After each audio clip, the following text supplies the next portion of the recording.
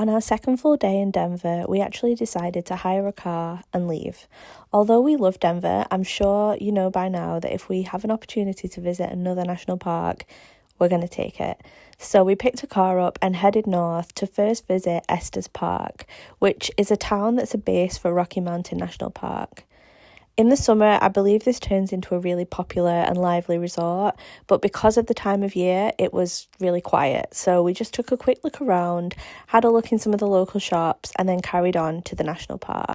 Because of the time of year, again, and the weather, a large portion of Rocky Mountain National Park was actually closed, but it's so huge, over 265,000 acres, that just the parts that were open was more than enough to see on the one day that we had. As soon as we entered the park, we pulled over and we saw so much wildlife straight away. There are lots of elk, bighorn sheep and deer in the park that you can see as you walk on the trails.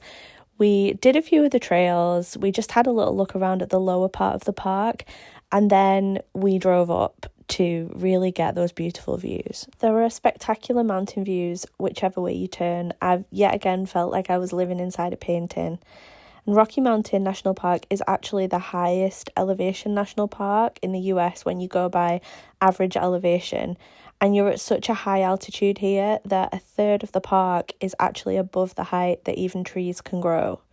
It all makes for the most dramatic, sweeping landscape that reminds you just how small we are in the grand scheme of things. Although a lot of the roads were closed due to the snow, we did spend a full day in here, and I loved the parts of the park that we did manage to see. I definitely would like to come back to Colorado in the summer months and explore more of the Rocky Mountains. After a day in the national park, we stopped off in Lyons on the way home, which looked really cute as we were driving through. We stopped off at a local brewery and had a pizza. I really loved it here. You're less than half an hour from Boulder and less than an hour to Denver, but you've got a really small town, country, mountain feel.